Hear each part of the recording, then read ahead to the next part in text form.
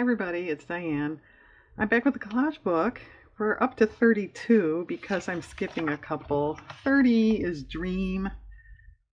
Um, this collage was based on a dream he had, so try translating one of your dreams into a collage. I'm not going to do that. 31, Manifest. Create a collage around something you desire. It can be abstract or specific. I'm not doing that either. Things I want are things I'm never going to get, and it's going to be too depressing, so I'm not doing that. So this one is very different. We're not using glue at all. It's scan. Create 4 6x6-inch collages by placing images at random on your scanner. So he's assuming you have a scanner, which fortunately I do. Print the scans out and then glue them onto heavy cardstock.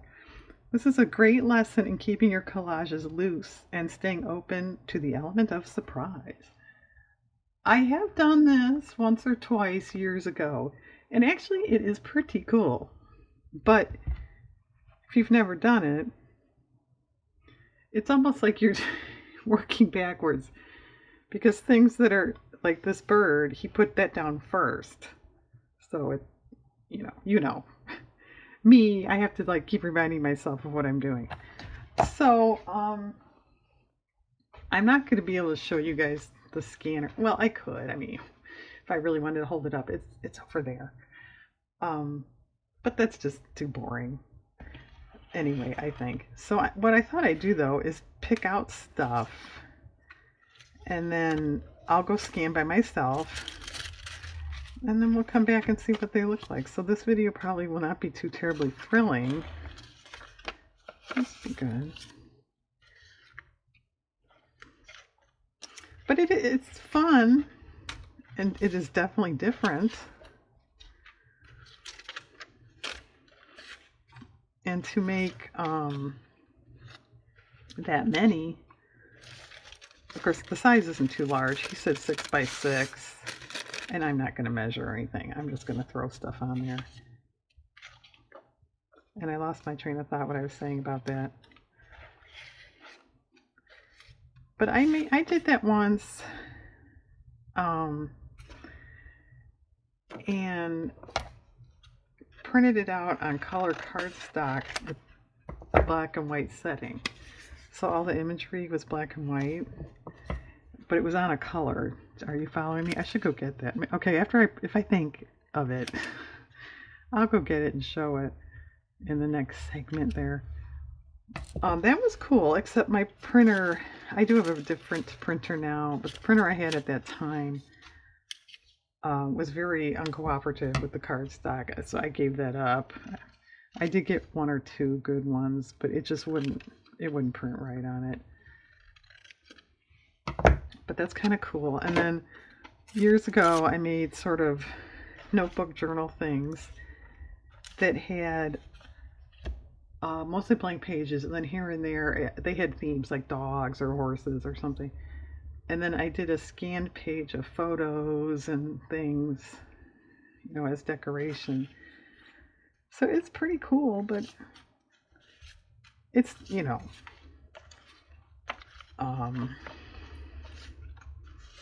it's not as hands-on artwork type stuff that I really like, to be honest. It's more, it is digital. And without stepping on anybody's toes, I'm not trying to, I'm not being negative about it, but I generally don't like stuff that looks so printed. I think you need to kind of see the texture, the different, even if it's all paper and there's nothing, bulky and stuff on it, so you still can see, where edges are and things. It just is much more interesting to me than stuff that's printed out. I'm sorry. And if you're going to do this for yourself, everything's fine, hunky-dory. If you're going to do it with the thought of selling something, you can't scan you know, copyrighted stuff. So be aware of that. You know, if it's something really old, a really old magazine, you're probably okay. Don't go by me.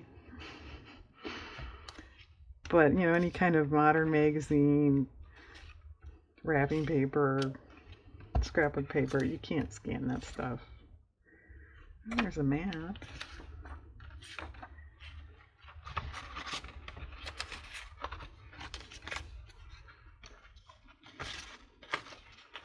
Well, I take it back. You can scan it. You can't sell it.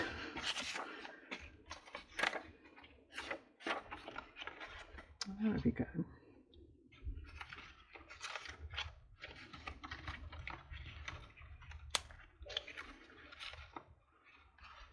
Some green stamps in there.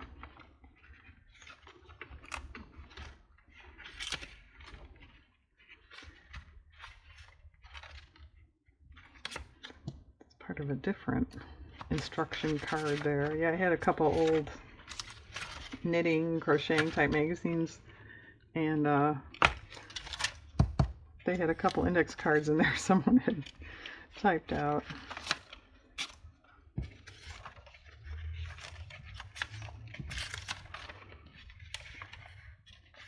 I did this. It's a family photo. I think I showed this once. And I printed it on, I took some old book page and glued it, I guess, to the printer paper. So then it would print on it. I don't know. It's cool. It's not great. I wasn't overly thrilled with the results. Well, it depends. Like, that's too much over their faces, I think. I did a couple other ones that were not so much over their face, and I thought those were better.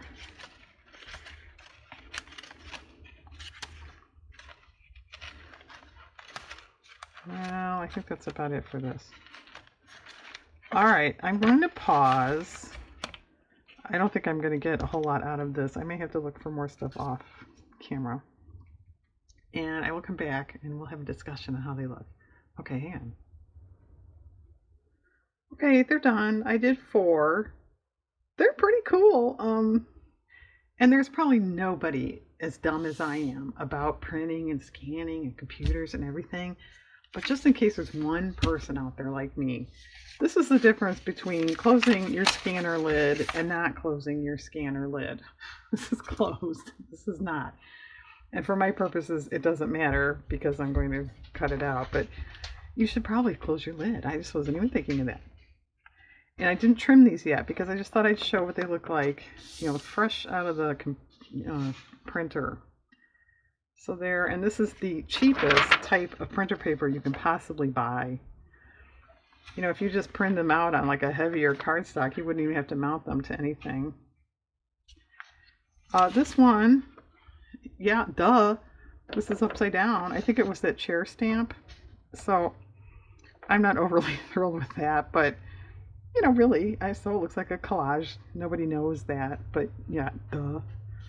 Okay, and I did think to pull that book I said I made, and you could tell the printing is subpar. You could see lines through here. I have had so much trouble with computers and stuff. It's not even funny. But anyway, this is what it was. That's a greeting card, a canceled check. This is an envelope that I threw stuff on, a stamp. So it's fun. Like I said, I used the black and white setting and used this yellow gold color cardstock. And then I did just put pages in. I started using it as like a journal 2015 and I didn't get too far. But I wanted to show you, so this is a collage, excuse me, sorry, a collage page like we just did. So I just put, use printer paper and then made it be a page in a journal. That's kind of fun.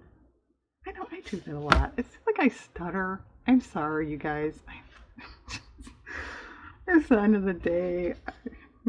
Help. I need help. Anyway, but that's kind of cool too. Okay, I'm going to pause again. I'm going to trim these up, tell my dog to stop, and then I'll come back probably tomorrow. Okay, hang on. Okay, I'm back. I trimmed them. I did not, do 6 by 6. It's just I didn't, and I didn't mount them. I was going to, but as I was thinking, I thought, well, I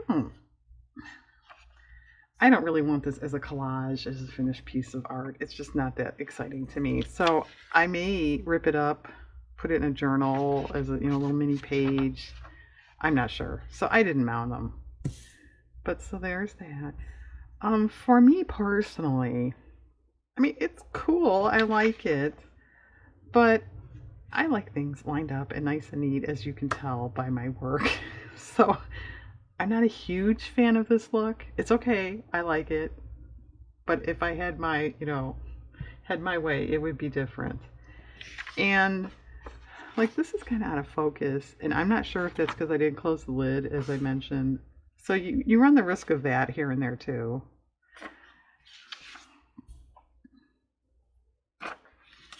This one is cool. I like this one. And actually, I like all of them, but this one's kind of neat too. One good thing I will say about this technique, if for some reason you're just in love with the sailboat image, well, now you can still use it, but you still have the original.